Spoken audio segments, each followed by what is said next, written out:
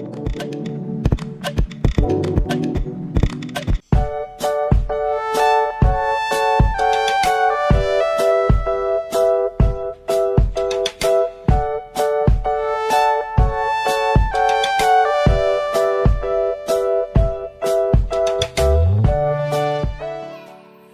semuanya, salam hangat luar biasa.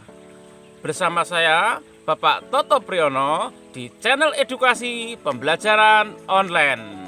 Pada video pembelajaran kali ini, Bapak akan berikan materi kelas 5, tema 1, sub tema 3, pembelajaran ketiga tentang lingkungan dan manfaatnya. Untuk lebih jelasnya, mari kita ikuti tayangan video pembelajaran berikut ini. Kita simak video pembelajaran berikut ini.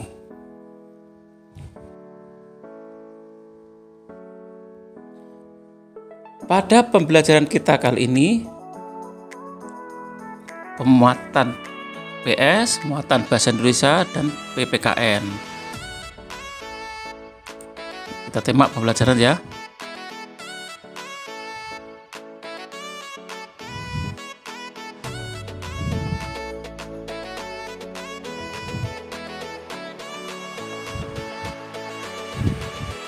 Baiklah, mari kita amati gambar-gambar berikut ini.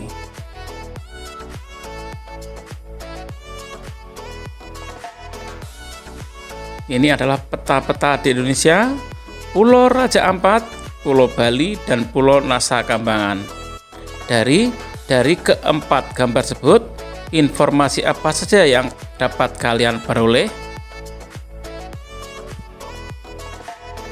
Adapun informasi yang dapat kita peroleh, pertama adalah wilayah Indonesia yang berupa kepulauan antara yang satu dan yang lainnya disatukan oleh laut, sehingga kondisi geografis Indonesia sebagai negara maritim dan kepulauan.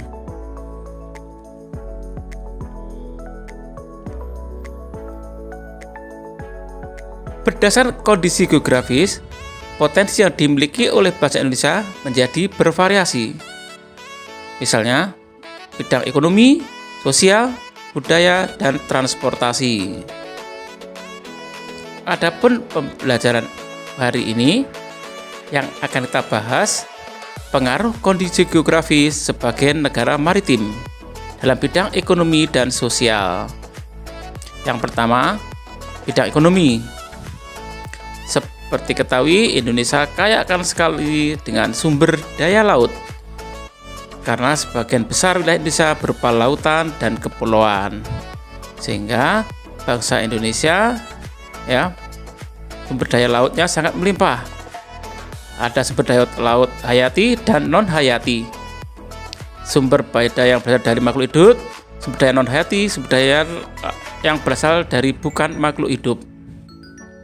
Contoh sumber daya laut atau hayati, pertama ada ikan,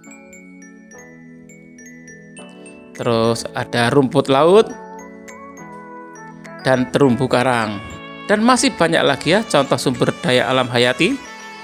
Sumber daya alam non hayati, ini contohnya sumber energi minyak dan gas. Kedua adalah wisata bahari, dan ketiga adalah transportasi antar pulau. Beberapa pekerjaan yang ada di sekitar pantai berdasarkan peluang ekonomi sumber daya laut. Yang pertama adalah biasanya nelayan, petani garam, dan tiga adalah tukang pijat ya. Masih banyak lainnya seperti pemandu wisata juga bisa ya. Kemudian beralih ke bidang sosial ya. Sebagian negara maritim dan kepulauan yang berada di antara benua Australia dan Asia membawa pengaruh terhadap kehidupan sosial budaya Indonesia. Hal ini bisa terjadi karena dengan posisi tersebut menyebabkan Indonesia menjadi jalur pedagang dunia. Para pedagang yang mampir sebagian besar menetap di Indonesia turut membawa adat budaya dari daerahnya.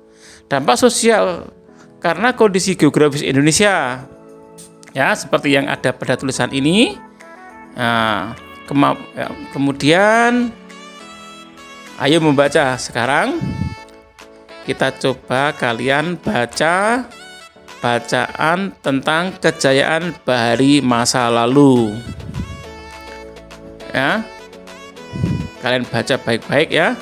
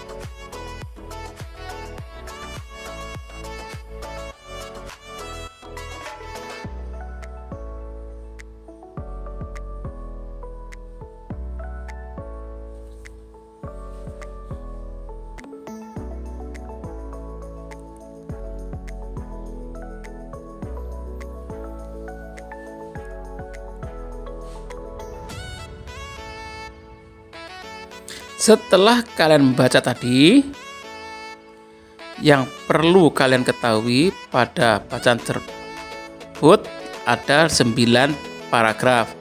Pada setiap paragraf memiliki salah satu ide pokok. Apa itu ide pokok? Ide pokok adalah ide atau gagasan yang menjadi pokok pengembangan suatu paragraf.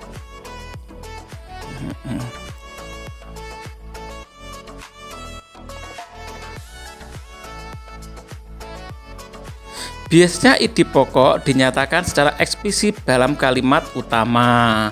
Nama lain ide pokok adalah gagasan utama, ya. Paragraf yang ide pokoknya terdapat di awal disebut paragraf deduktif. Sedangkan paragraf yang ada ide pokoknya terdapat di akhir paragraf disebut paragraf induktif.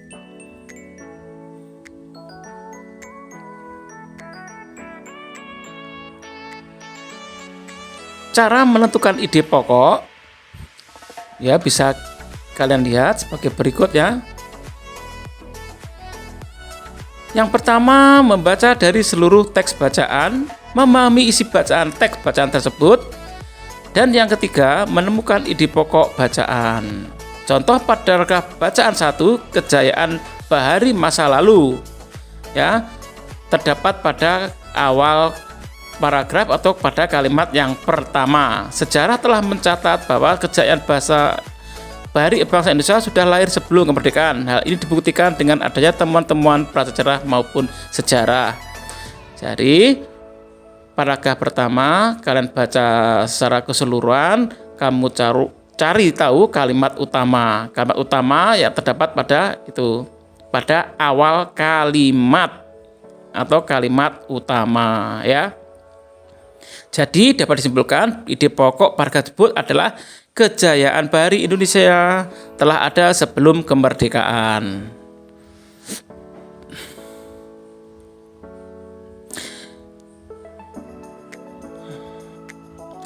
Beralih tentang materi keberagaman ya. Bisa kalian baca ya ini pada bacaan yang ada di layar.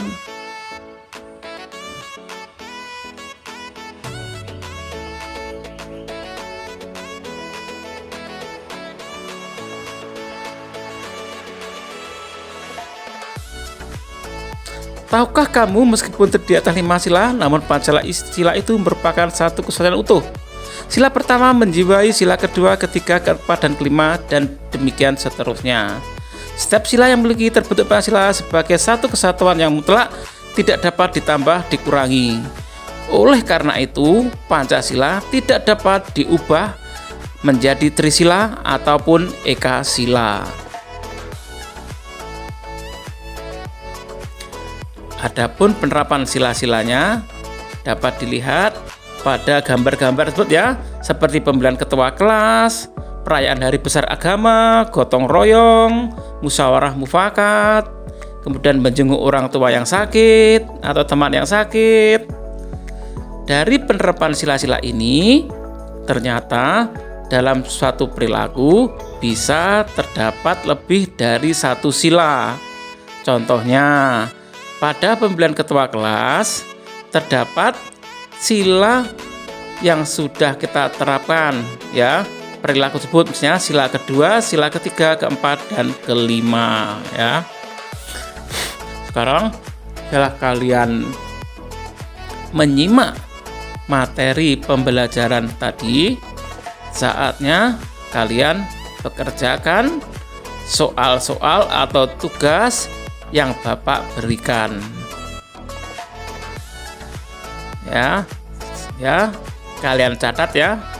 Jangan lupa dicatat, dikerjakan, kemudian dikirim di link yang akan Bapak berikan setelah tayangan video ini.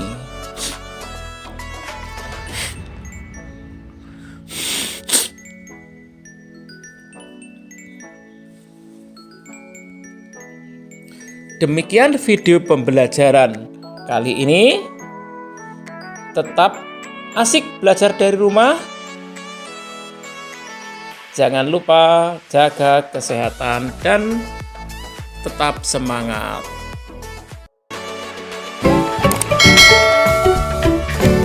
Nah, setelah melihat video pembelajaran tadi, Bapak harap kalian mudah mengerti dan mudah untuk dipahami.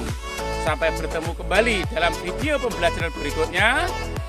Belajar terus dan tetap semangat.